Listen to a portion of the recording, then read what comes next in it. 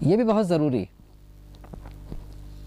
اس کے بغیر بات بنتی نہیں ہے۔ آپ اسی دعا پہ غور کریں، ربنا آتنا فی الدنیا حسنۃ وفی الآخرۃ حسنۃ وقنا عذاب النار۔ تو یہ اتنی کمپریہنسو اور اتنی مکمل دعا ہے، اتنی کمپریہنسو اور اتنی مکمل دعا ہے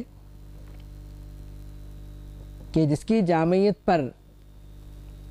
کہا تو بہت کچھ جا سکتا ہے، لیکن ظاہری بات ہے کہ قرآن مجید کے ہر لفظ کے ساتھ اتنا تفصیل طلب معاملہ ہے کہ ایک ایک لفظ سے انصاف جو ہے وہ کم سے کم ممکن نہیں ہے۔ بات کو سمجھانے کے لیے مختصر بات کر لی جاتی ہے۔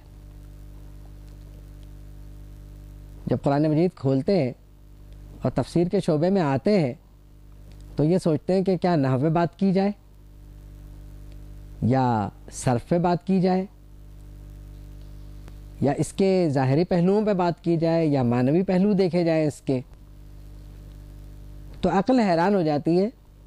کہ ایک آیت پر اگر گفتگو کریں تو بڑا مشکل کام ہے۔ قرآن مجید کی ایک تفسیر ہے امام فخر الدین رازی کی، تفسیر کبیر۔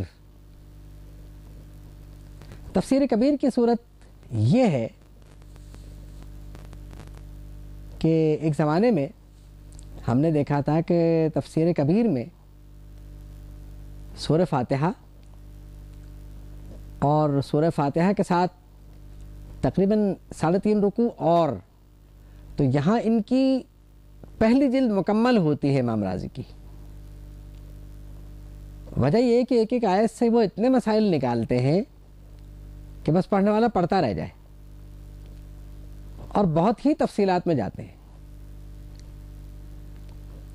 یعنی تمام جزیات، واقعات بھی ہوتے ہیں اس میں، گرامر بھی ہوتی ہے وقت ضرورت، لیکن اتنی جزیات میں وہ جاتے ہیں کہ کمال ہو جاتا ہے۔ اس طرح آپ تفسیر روح البیان میں آئیے تو اچھے خاصی طوالت ان کے یہاں بھی ہوتی ہے، مختصر تو بڑا مشکل سے ہی آتا ہے یہاں پر، کیونکہ ان حضرات کا مقصد یہی ہے کہ قرآن مجید کو سمجھا جائے اور سمجھ کے اس کو پڑھا جائے، کیونکہ اگر ایسا نہیں ہوگا اور پڑھنے والا تشنہ رہ گیا تو پھر معاملات کہاں جائیں گے، کیا ہوگا، کچھ نہیں پتا۔ اب یہی دعا ہے ربنا آتنا فی الدنیا حسنۃ وفی الآخرۃ حسنۃ وقنا عذاب النار۔ اس کی تفسیر کو اگر امام رازی کے یہاں اور روح البیان میں دیکھا جائے تو پڑھنے والا منہمک ہو جائے گا اور اس سے آگے بڑھ نہیں پائے گا۔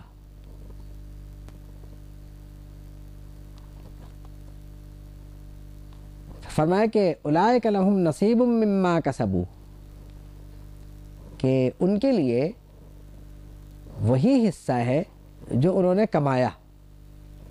یعنی اگر حج کیا تو حج مقبول، جو بھی اس کا عمل ہے انسان کا وہ بطور حصہ اس کے لیے محفوظ کر دیا گیا، آخرت میں تو وہی ملے گا نا۔ دیکھیں یہ بڑے کمال کی بات ہے کہ نیکی ہو یا برائی، نیکی کا پھل انسان کو اس دنیا میں اور آخرت میں دونوں جگہ ملتا ہے۔ برائی کا معاملہ یہ ہو سکتا ہے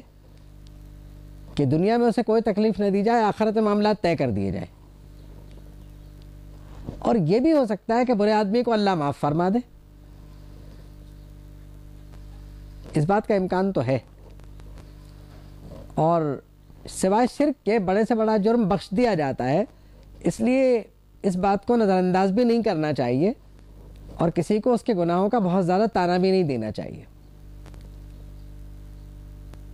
اللہ نے فرمایا واللہ سریع الحساب، اللہ کا قانون حساب بہت سریع ہے، بہت تیز ہے، یعنی اس کے حساب بڑی سرعت سے لے لیا جاتا ہے، اس کا حساب جو ہے وہ بہت سرعت سے لے لیا جاتا ہے، اور کسی معاملے کو ادھورا نہیں چھوڑا جاتا تاکہ کسی کے ساتھ ظلم نہ ہو، یعنی حساب سے یعنی حساب کو تیزی سے لینے کا مطلب یہ نہیں ہے کہ معاذ اللہ حساب میں کوئی غلطی ہو جاتی ہے، بلکہ بات اتنی ہے کہ بغیر کسی غلطی کے وہاں حساب اتنی تیزی سے ہو جاتا ہے کہ ادنا سے ادنا عمل کو بھی داخل حساب کر لیا جاتا ہے۔ فرمایا فَمَن يَعْمَلْ مِثْقَالَ ذَرَّةٍ خَيْرًا يَرَهُ وَمَن يَعْمَلْ مِثْقَالَ ذَرَّةٍ شَرًّا يَرَهُ۔ چھوٹے سے چھوٹا عمل اچھا ہو یا برا وہ دکھا دیا جاتا ہے۔ وآخر دعوانا ان الحمد للہ رب العالمین۔